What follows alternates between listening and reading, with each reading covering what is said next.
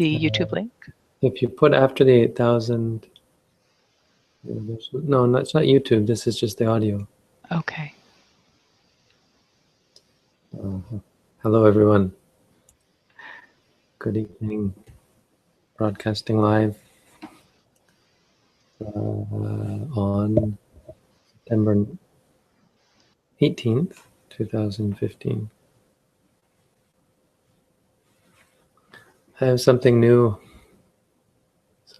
to show y'all. It's not ready yet, but show you anyway. So here's what I thought. The news thing was going in the wrong direction. The idea is to be less worldly, right? Nobody wants to come here and hear about the world. You're coming here to leave the world behind, at least for a time, and to focus on the inner world. So what we really should be doing is encouraging people to take courses,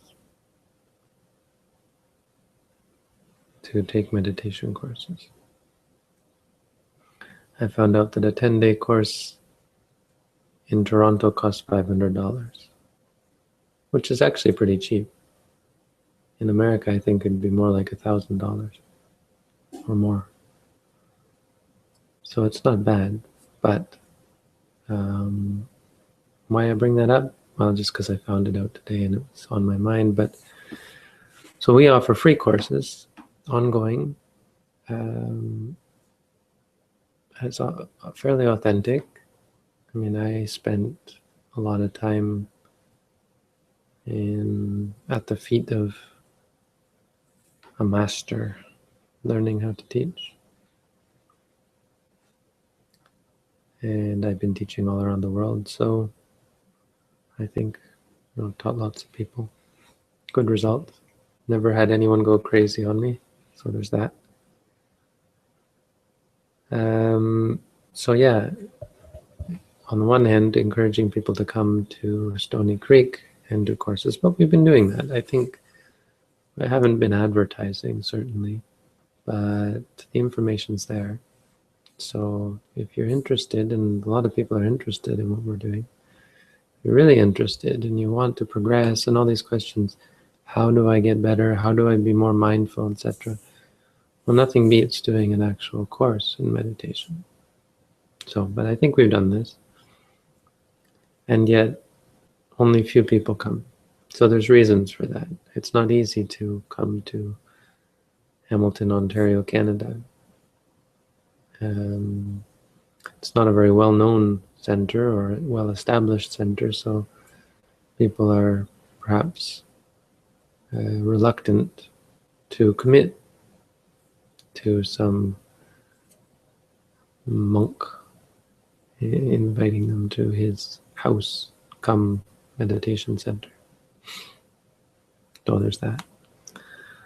So anyway, the point of all this, bringing all this up, is I thought, well, in the past, I've done courses over the internet, slower, obviously, for people who are not committing to doing many, many hours of practice a day, but who are able to commit to 1 or 2, maybe even 3 hours a day, and who would meet with me once a week over the internet and slowly go through the course. Whereas normally we'd meet once a day, we could meet once a week. We've done this, I've done this. We meet once a week and slowly go through the course, almost to the end. I'm not so comfortable taking a beginner all the way through the course. I'd still recommend that you spend the last week of the course, the last 7 sessions, which means 7 days, at our center. But nonetheless, you could go through all the steps. You could get to the point where your insight was well established, and then could potentially progress on your own. I'm not sure, could go through the rest of the course, but it's quite intensive. You'd really need, if you wanted to do it at home, I think it's possible, but you would really want to spend minimum 5 days without doing anything. And you could do it at home. Anyway, so this is what I've done. I've never actually done that part, but I think it could be done. Problem is not being with the teacher. You just want to make sure that everything's going well. But we have this connection over the internet. It's quite good connection, so there is that. So I thought, well, we could set up, and I've thought of this before, we could set up appointments, or you could sign up for an appointment, sign up for a slot, a time slot, and then we'd meet once a week at that time for, I don't know, probably half an hour is better than 15 minutes. We could say half an hour, but it limits the number of people. So anyway, started working on this, and here's sort of what it would look like.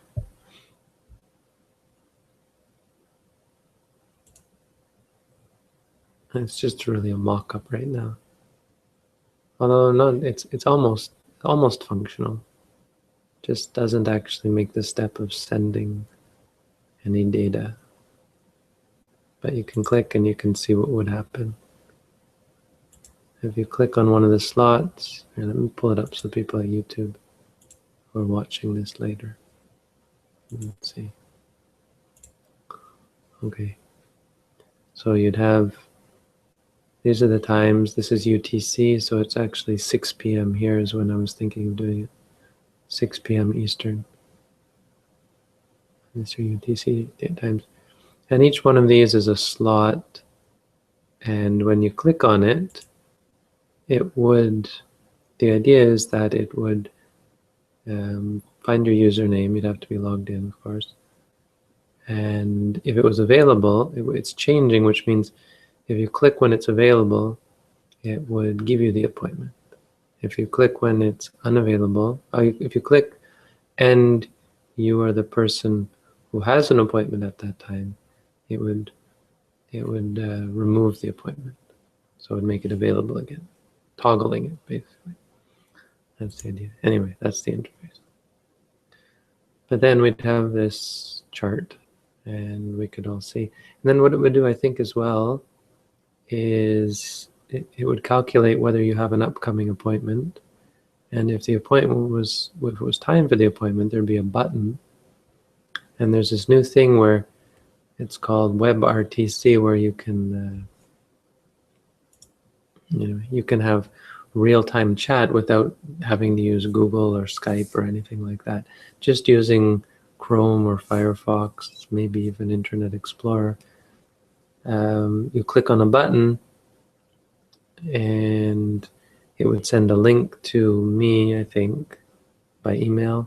And then I click on that link and suddenly we have a webcam chat without any, it's just from the link, just both of us being on the same page, something like that. Anyway, it'd be ideal if I could find someone to code this all, or help with the coding anyway. Otherwise, it's probably slow going and probably sloppy and, as you can see, amateurish.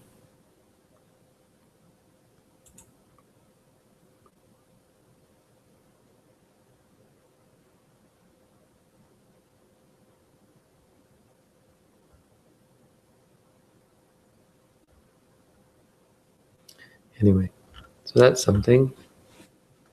What do you think? I think that looks great. I think that'd be useful. Definitely. I have to see. I mean, I'm not personally overburdened right now, so it's not a big deal for me to add that time.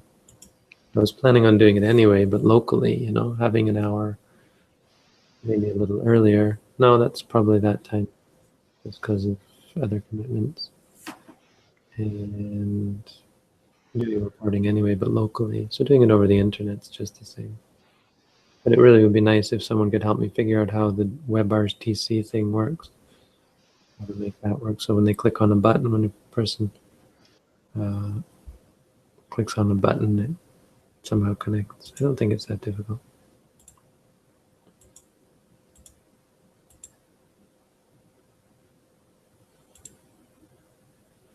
Okay, so I think we have a quote, right?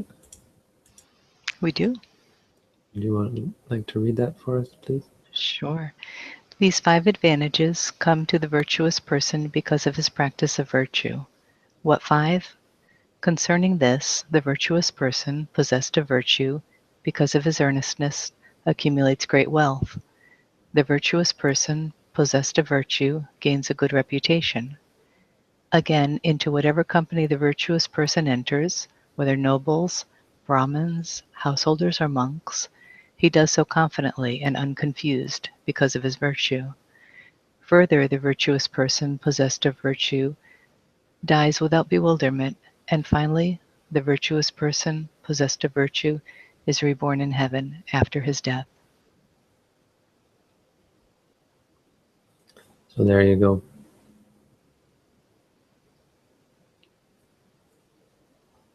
You don't have to believe in heaven to agree with virtue. This argument about God really I find it confusing. The idea that you need God for goodness, to understand goodness and evil, it's really odd. Because, like if you kill someone, it's a bad thing. I don't think you need God for that. You take drugs and alcohol, there's drugs, it's debatable, some drugs maybe. But if you take alcohol, there are consequences. It's objectively, and by objectively we don't mean in the modern sense, which to me isn't the meaning of the word objective at all. Like by objective you mean because God said so. That's not objective. God is totally subjective. Why does God get to say what's right and wrong? I mean, of course, there's reasons. I don't mean to oversimplify that, but by objective we mean not based on partiality, not based on not based on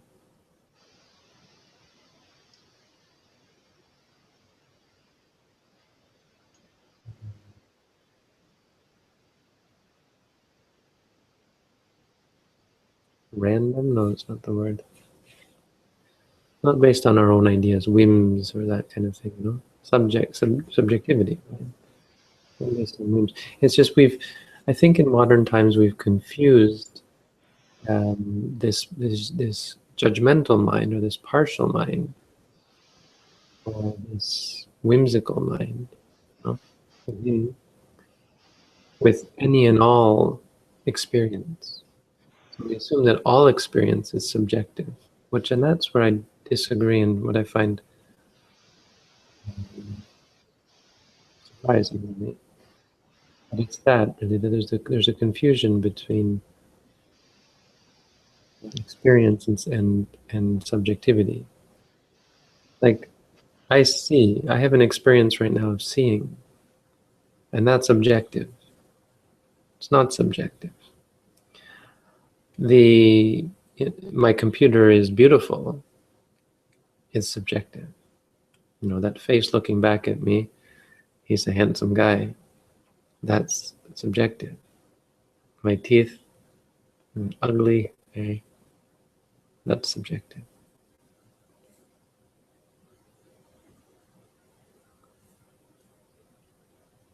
But objective, there are objective things about experience.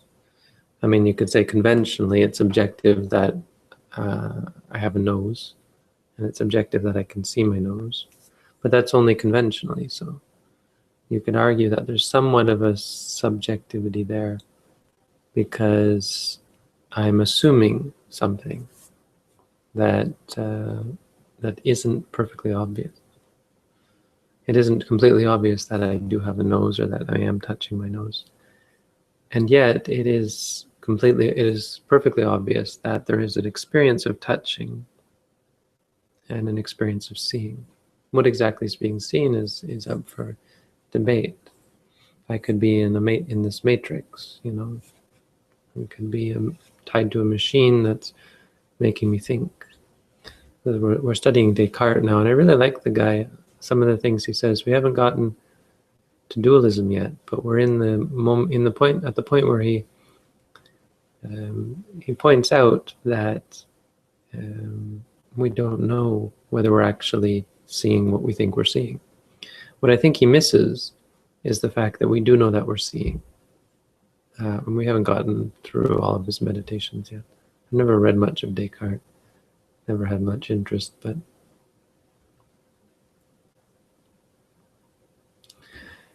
okay, so the point here is that we have some measure of objectivity in regards to morality or virtue.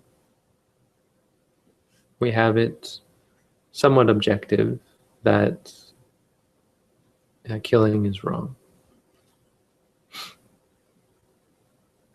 That's somewhat objective. It's not completely objective, because in perfectly objective terms, nothing is wrong. But what we can say, if we want to be precise, we can say the intention behind any act of killing is accompanied by unwholesome mind state, accompanied by mind states which are precursors necessary, a sufficient precursor which necessarily become the precursor for suffering. That's the point.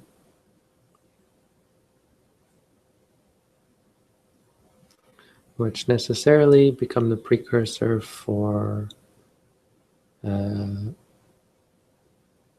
aversion, for further, that's not even true, for suffering. It's still conventional, so it's somewhat subjective. The benefit of morality, true benefit of morality from a totally objective point of view, is simply that it allows the mind to understand. It paves the way for understanding. Morality allows you to concentrate. Virtue allows you to concentrate. Without virtue, so what you could say is these unwholesome states that are involved with killing, these states involved with killing, stealing, lying, cheating, any unwholesome states, have the effect of clouding the mind, of causing us to cultivate subjectivity or partiality, to not see things as they are, to be unable to see things as they are. So we'll see something and we'll say, this is going to bring me happiness, when in fact that thing or that behavior or whatever is going to bring us suffering. It's like, objectively, you can say, if I were to head north, I wouldn't get closer to the United States. It's not possible for me to drive north and get closer to the United States. That's somewhat, conventionally objective. It has nothing to do with my own view or my own idea. It's not because I'm Buddhist. It's not because I'm a monk. It's just fact. Within those parameters, heading north doesn't get me closer to the United States. So we can say that about morality. When you cultivate morality, it gets you closer to a concentrated state. When you cultivate certain mind states that we call immorality or lack of unvirtuousness, virtuelessness. That's not a word. Whatever it is, it gets you further away from concentration, which in turn, or focus, you could say. And by not being in focus, you can't see clearly. By being in focus, that allows for wisdom to arise. That's about all you can say. All these other ones are actually conventional, because a cynic would say, well, what good is heaven? What good are all these things, right? What real benefit is there to having a good reputation, right? Sometimes a good reputation makes you egotistical.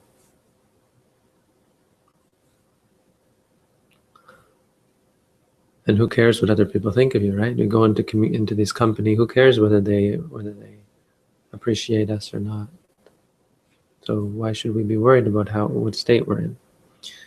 The point is that someone who is guilty of unwholesomeness is going to feel guilty and is going to have little confidence, more likely to. As I said before, it's possible, we all know it's possible to have confidence even when you're unvirtuous, to appear to be confident and to fake it. Somewhat, anyway. It's not the same, really. It's not the same as a true confidence, true self-possession. He says, because of his earnestness, and I think the word is appamada. Silava sila sampanno appamadadi karanam mahantang bhoga kandang adhikachati. So it's not earnestness, it's appamada, which is vigilance or freedom from intoxication, sobriety, really, the clarity of mind. So it's an important, or you might say vigilance in this case. It's more dealing with being vigilant in being careful in keeping the precepts. But you could also say that being possessed of virtue allows you to be self-possessed, allows you to be alert. As people who are immoral tend to be, the reason we call these things immorality is because of what they do to the mind, and the point is that they tend to lead one to be less careful, less alert, less vigilant, less able to react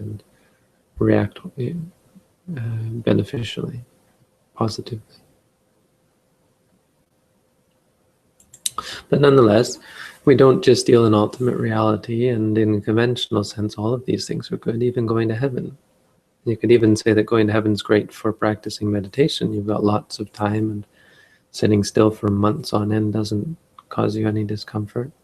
And there's lots of Buddhists up in heaven because they've all done this. They've all cultivated morality. So there's one teacher in Bangkok who said, don't be born as a human again. Don't even think of it. If you want to be born again, if you're going to be born again, be born in heaven. Why? Because that's where all the Buddhists are. All the famous Buddhists that we read about in these stories, all of them have gone to one or another of the heavens. So once you're in the heavenly realms, you can, to some extent, you can go up and down. Go from one level to another, go visiting, listening to talks, practicing meditation, getting advice. We're like paupers down here. Poor people living in poverty with a little bit of Dhamma and a little bit of time to practice the Dhamma. Here we complain about having to pay $500 for a course. No, it's not actually the price tag. It's kind of that there is a price tag is kind of off-putting. Anyway, we've talked about that before.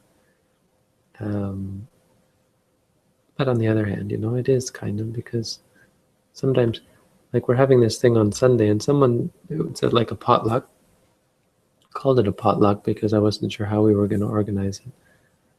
And I said to someone, hey, you want to come? And he said, he was kind of shy, but then he didn't want to say it. He said, well, I don't really have any money.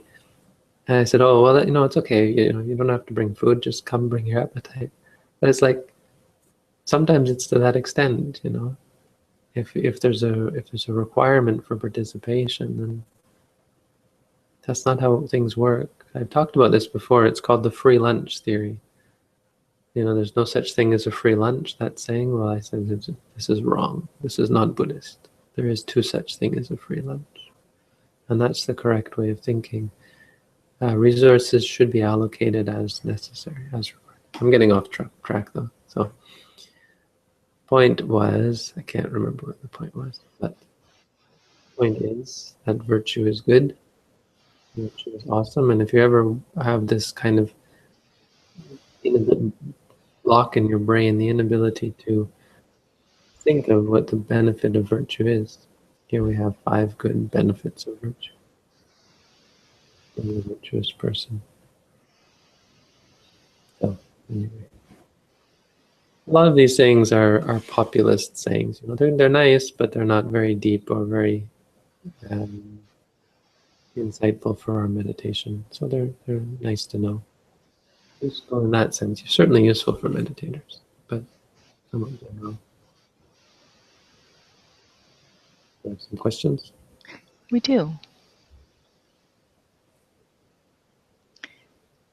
Well, this one might be, I don't know, maybe it's already answered. What defines a virtuous person in Buddhism?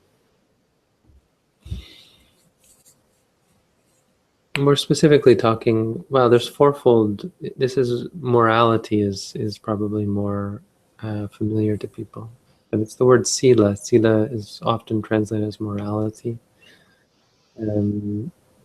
but he's using virtue because it's more poetic and it's less harsh. Morality sounds like kind of a puritanical or goody two shoes, very hardcore zealot. It sounds too hard. So virtuous sounds more comfortable, but it really means not doing evil, not doing things that cause suffering. It's the abstention mainly. But there's a fourfold. Sila is actually, in detail, it's fourfold. So one is keeping rules. So as a layperson, keeping the 5 precepts or the 8 precepts. As a monk or a novice, means keeping more precepts. Second one is morality in regards to your possessions. So having the things that you use, the things that you own, using them appropriately, using them for what they're meant to be used for, and reflecting on that and being careful not to, you don't buy a sports car just to race around, but you do buy a car if you need to get to work, that kind of thing. As a monk, you have a robe. Just this clothing is just a robe. It's just something to cover your body because it keeps you warm or cool. Because it covers up your nakedness. That's about it.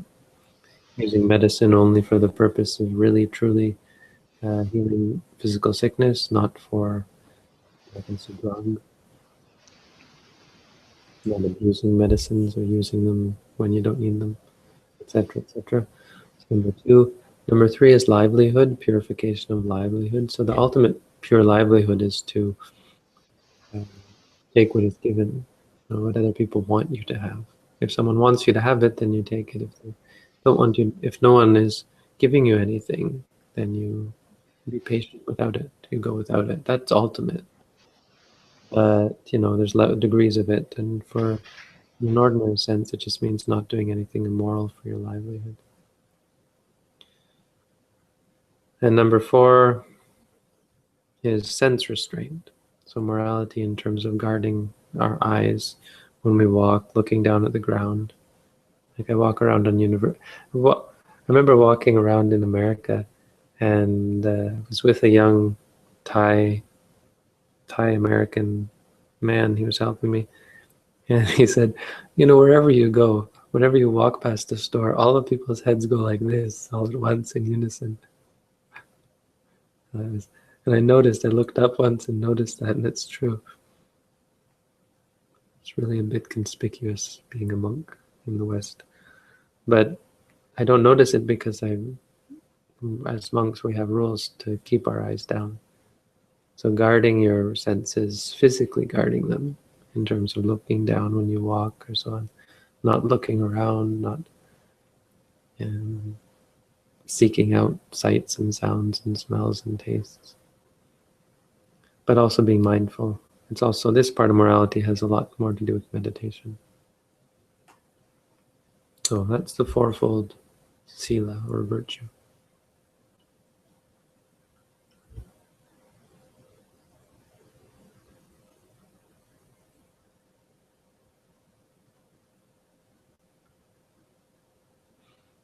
More questions? I think Robin may have left us. She said she had family coming. So that means no more questions, right? Let's see.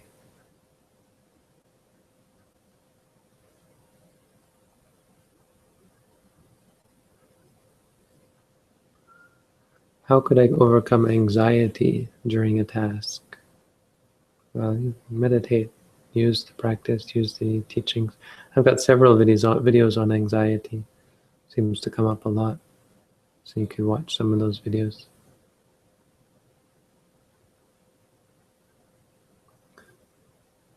What rebirth can a virgin who has not made any physical contact with women hope to expect? Where did this come up recently?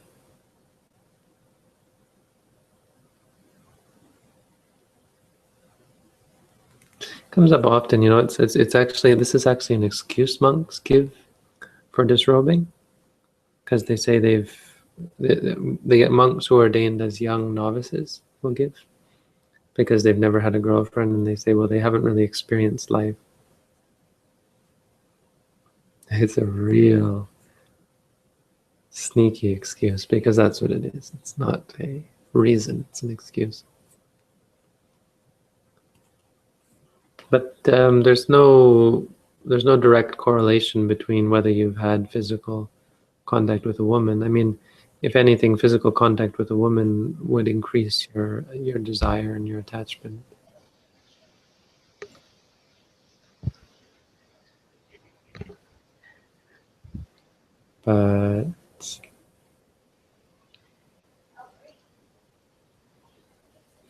But apart from that,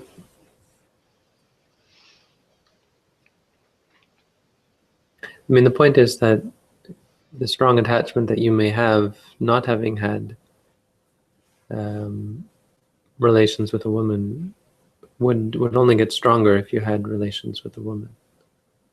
What happens when you if you weren't mindful, but you were craving it, but never actually found someone who was compatible in their desires, you'll cultivate something, I think, a little bit different. It's more like a sense of anxiety, worry, fear, anger, self-hatred, a lot of these things, not just desire. And they're also, it can be terrible. Like Mahasi Sayadaw points this out. He gives this story because he's talking about how you can't desire something you've never experienced. A sense desire, right? So if you've never seen a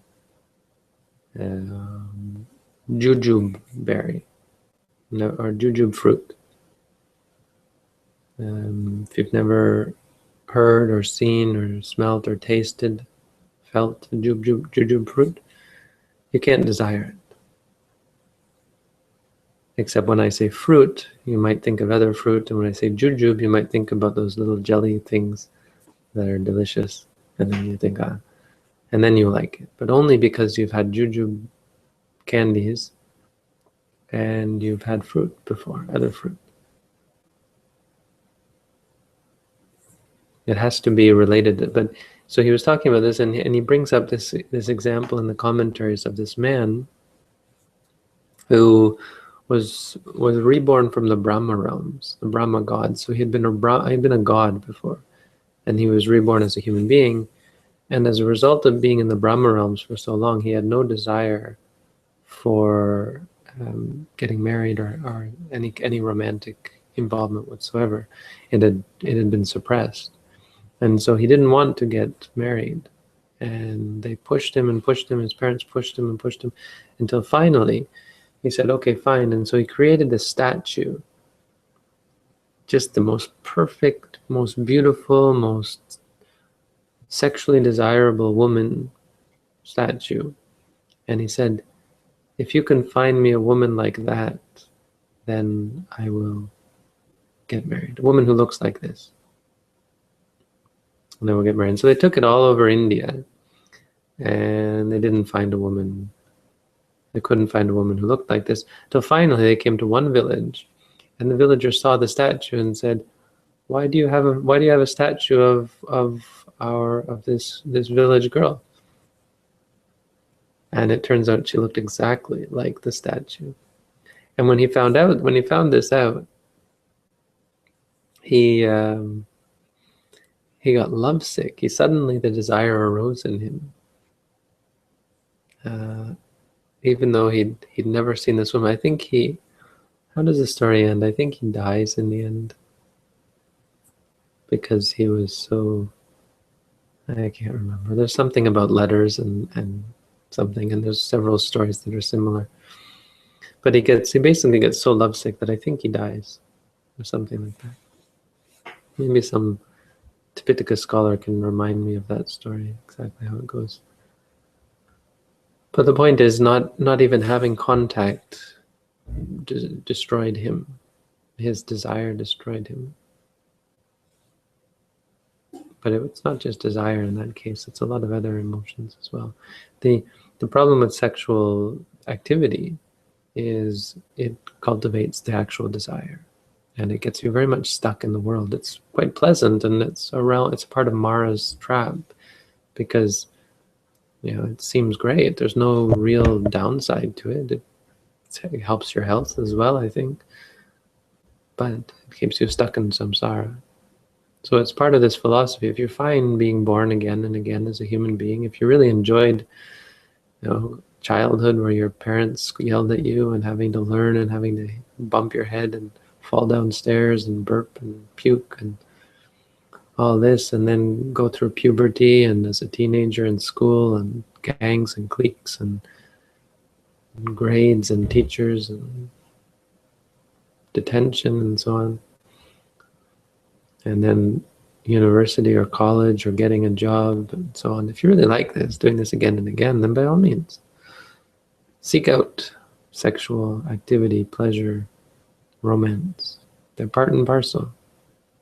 They're the blood smeared on the bone that you get to gnaw on and try to satiate your hunger.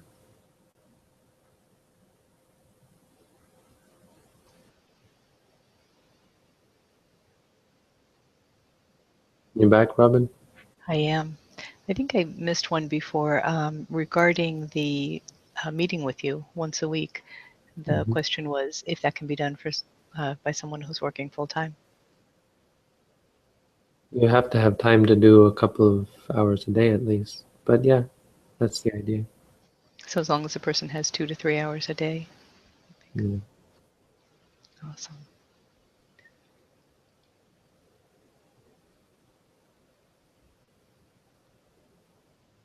But it's not up yet. It's probably going to take a little longer because unless someone can help me with coding.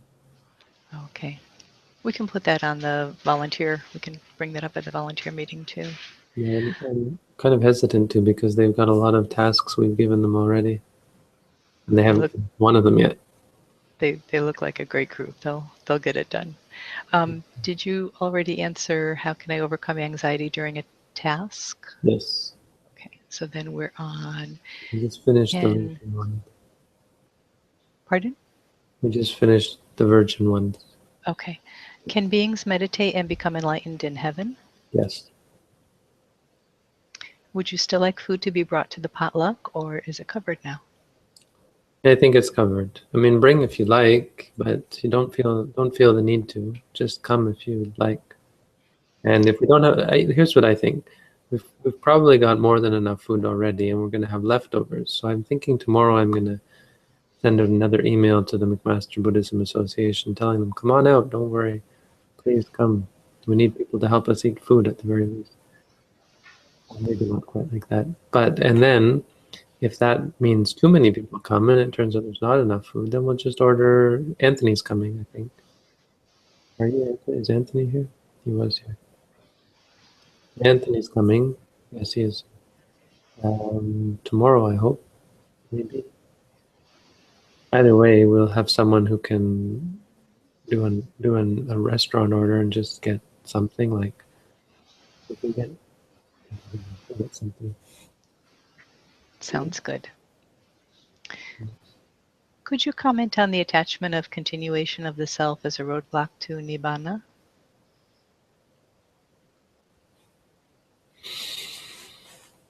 Self. Well, first and foremost, self is a misunderstanding of reality.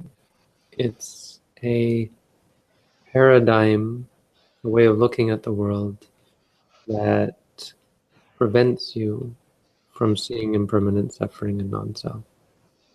It prevents you from seeing things arising and ceasing. It's incompatible with the progress of insight. If you read my second book that I've started writing, that's the idea I'm trying to give. I'm afraid it might be a little too technical in its wording, but I've tried to lay out precisely the path that you go to from a belief in self to the experience of things arising and ceasing without the interaction of a self, without any selfness. So, it's not like it being a roadblock, it's it being the default state is the belief in self. And Nibbana is very much the giving up of that belief or that state, that belief. So it's not even just a roadblock, it's giving up that belief is one way of explaining enlightenment. Because you change the way you look at the world. That's really, we could talk about conventionally how it makes you egotistical and conceited, but all of those are just conventional terms for this confusion that goes on. Because not the view of self, but the illusion and the idea, conception of self and me and mine and so on, is what really gives rise to greed and anger and all these other unpleasantness. Like a sotapanna is perfectly moral. They have perfect morality. They don't kill, they don't steal, they don't cheat, they don't lie, they don't take drugs and alcohol. Because they have no wrong view.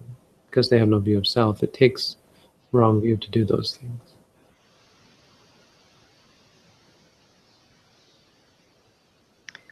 Bhante, in February, I visited a 2-week meditation course in the International Buddhist Center at Prata du Sutep. What Prata Doi Sutep? I heard that you were staying at Doi Sutep Monastery for some time. I am curious, what would you say about this meditation center? It's an awesome place to meditate. The reason I went up there is because Doi Sutep is really awesome, or it used to be. And I think after I left, they built this huge meditation. Of course, after I left, we'd been pushing for it, and then after I leave, they finally take it seriously. That's just my karma. And they've got a beautiful, lots of kutis and in the rainforest.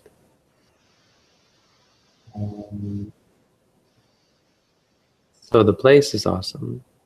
I think the teacher's proficient. I heard that he smokes cigarettes, which is always a bit of a weird one. But I've heard that. I'm not sure if it's true. But I've heard good things. People who have practiced with him have found him insightful. It's funny, when I came back to visit, they were just continuing the schedule that we had started. So I don't know if they've changed from that. So we do morning talks, evening talks, and daily reporting. So, yeah, I think it'd be a good place. I've heard only good things. Many of us, sorry. A little bit busy as a place, maybe. A lot of meditators go there. Is it a large center? Well, it's a tourist attraction. Everyone goes there. It's full of tourists during the day. But the neat thing is the meditation center is a little bit down from the main attraction. So you don't even ever hear the tourists or see them. All you hear are the bells ringing, because they ring all these bells all day. So you hear these off in the distance, but it's so peaceful. It's in a rainforest and it's up high, so it's cool. And all the tourists leave at 6 p.m.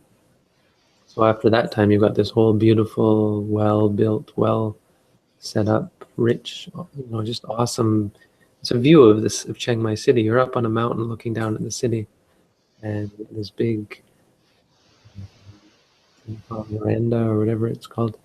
that you can meditate on, and it's warm because the sun has been warming it. And what I would do is at 9 p.m. they do chanting, and then they lock up the golden chedi or stupa, pagoda, because it's got like a ton of gold up at the very top of it. It's actually very much worth stealing. So they've got lots of guards and they lock it up. So a couple of times I had them lock me up in there, and I just did meditation up there all night. It's cold and just an awesome place to meditate. Many of us lay people have pets and inevitably wind up in situations of deciding whether to put the animal down when really sick. Is this breaking precept? Putting it down, like when you're holding it in your hands and then putting it on the floor? Is that what you mean? No, I think they mean euthanizing the animal, putting it I down. know what they mean. It's a horrible thing to say. How can you call killing a sentient being putting it down? Because, that society tells you that's what you're supposed to do to prevent suffering. Like it's a robot, you turn it on, you get it from the pound, and then you activate it, put the batteries in, and then it stays with you for several years, and when it malfunctions, turn it off. Take the batteries out. Something like that. We want clean, right? This isn't clean. This is a sentient being.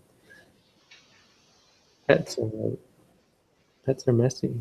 It's a sentient being, and you take responsibility for that life, and that's full responsibility.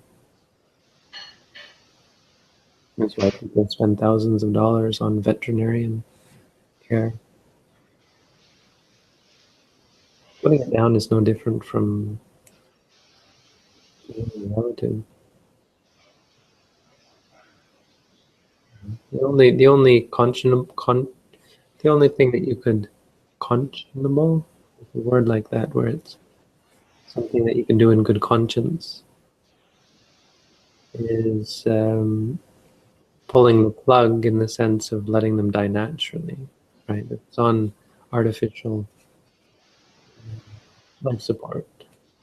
And I would argue that you could withdraw that. It's actually still debatable because you are killing it, and my teacher wouldn't go for that. He said you never know. You never know when they might make a recovery. And the idea is that this is for humans. The idea that for being a human, it's a great thing to stay as a human and have a chance to do good things. You don't know where they're going when they die. But for animals, this is why you shouldn't have pets. There's no question. Pets are a problem. First of all, because they tend to be immoral. Well, that's not a good reason, but it's partially a reason. Cats, especially, can be just vicious killers. For the most part, they are, and you don't know it. They go out at night, and you think, "Oh, cute cat going out at night." It's going to kill the squirrels and mice, and viciously tear them apart, and then play with them. They sever their backbones. Not the question. Then they bring them back to you and they want you to be very pleased that they've brought you this present. That happens. Not only are they vicious and cruel, but they have no conception of how vicious and cruel they are. They have no conception that it's wrong. That's scary. But that's not really the point. The point is, no, I mean, as a Buddhist, no, you have no right to take the life of that being. Not the right, it's a problem for you if you do it. It gets you more stuck in samsara. Why sometimes it's confusing because you think, well, we're putting them out of their misery, right? We think that. That's based on delusion, from a Buddhist point of view. That's incorrect understanding of the situation. Killing someone doesn't take away their pain. It just makes them die in a state of pain and confusion and fear, and it's an unnatural death.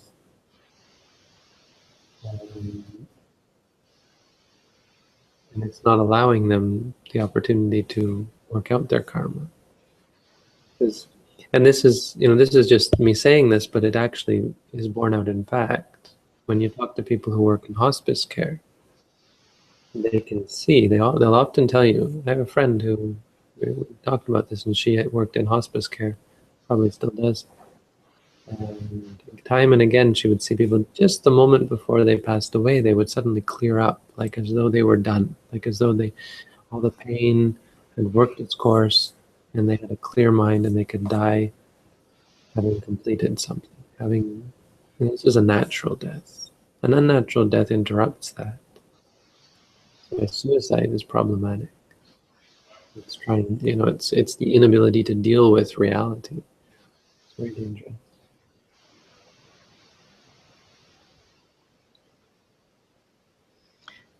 When I finish my work, I feel my mind speed up.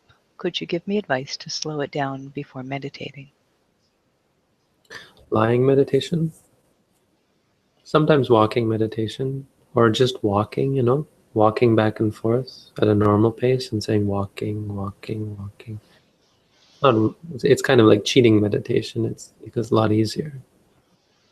But it's a good way to ease yourself into it. Because you start being mindful, you say walking, walking, walking, walking, go back and forth. But then sometimes you'll find walking meditation's easier. Sometimes you'll find lying meditation. Lying meditation should calm you down. That's the thing. It's best when when your mind is moving quickly. The problem is after work, you're also tired. Your brain is working hard, but your body is quite fatigued actually, so you might fall asleep. Sometimes that's inevitable. It's an inevitable rebalancing. You should never really think that your meditation after you come home from work is going to be a chance to just bliss out. It could be if you're practicing samatha. I'm not sure, not convinced, but in vipassana it certainly isn't. It's more a means of doing this ordering of your mind. And it can be somewhat stressful, painful, and you feel the headache and you feel your mind running around in circles. But it's learning how to be objective about that, to not react, to not get upset. Let your mind work itself out, because it will, if you're objective.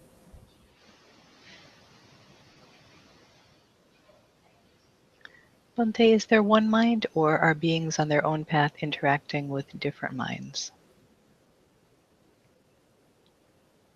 Can you read my mind? I can't, no. Then I think we have different minds. I think so. What is the best way to help someone who is of old age or dying and has trouble moving on?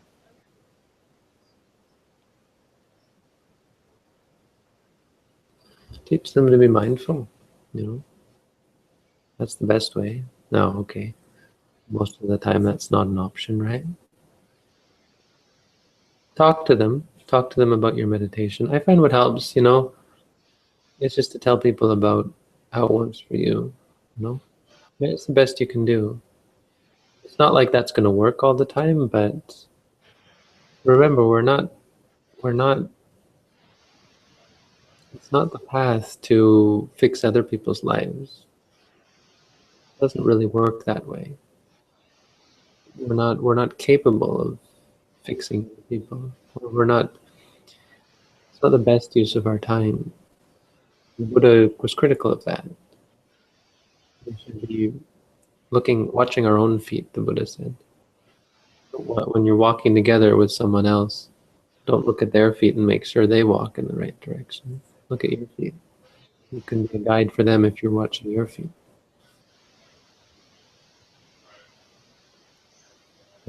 So it's really kind of not what you can do to help them, but what should you do? When you see someone suffering, you should relate to them the benefits of meditation, how it's helped you, and so on, and suggest it to them. But then it's completely up to them whether they're going to do it. And that's how it should be. You shouldn't be pushy. It just creates in your mind some unwholesomeness. Can you speak on the fear of permanent suffering?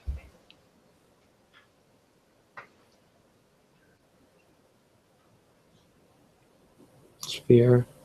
Fear is based on anger. You should get rid of it. Try to say to yourself, afraid, afraid.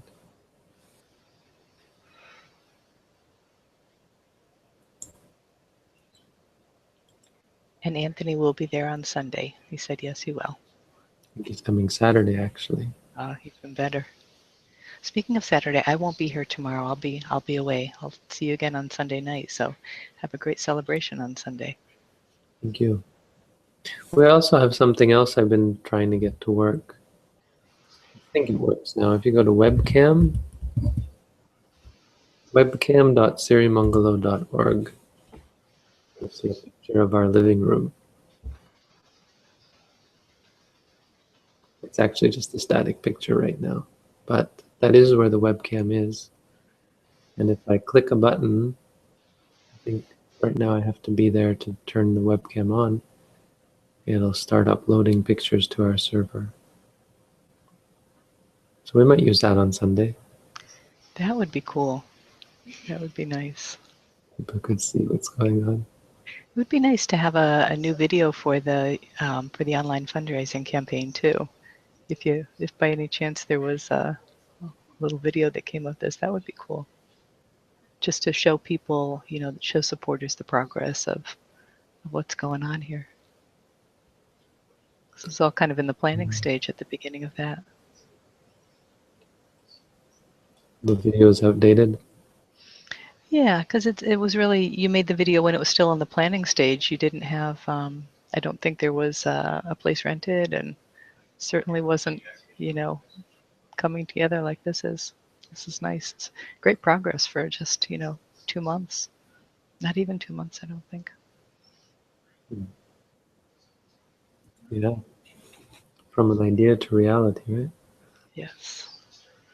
So before I had linked the contact form at sirimangalo.org. I mean, is that something that, are you ready to receive contact from people who are interested in doing a residential course there?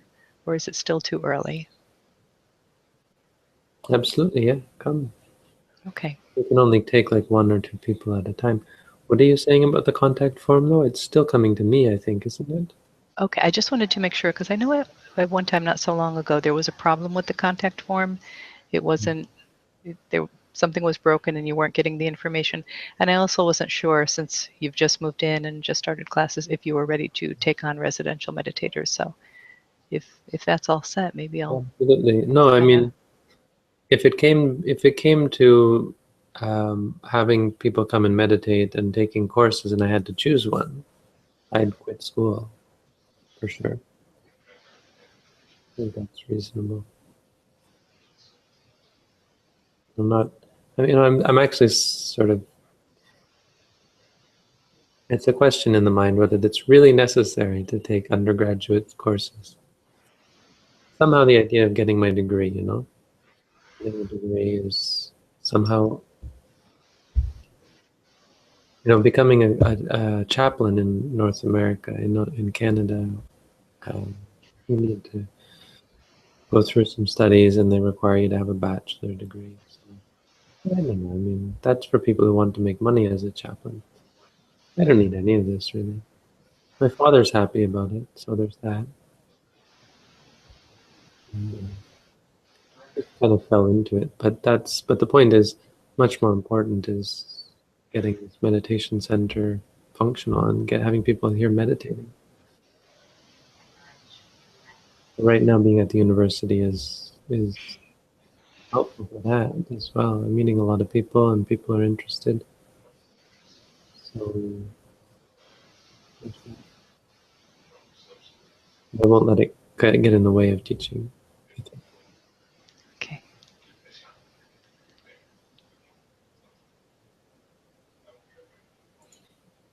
Anyway, 1 hour. So we'll be back tomorrow, and then I'll be back. Right now I'm in Stony Creek, if you didn't notice. Tomorrow I've already borrowed plates and a whole bunch of stuff from the kitchen here. We'll get a good table with us, hopefully tomorrow. A whole bunch of stuff just to use for Sunday. So Saturday tomorrow I'll be back online. And Sunday we don't have our daily stuff. But then we have Sunday. That's all for today. Thank you for tuning in. Peace. Thank you, Bante. Thank you, Good Lord. night.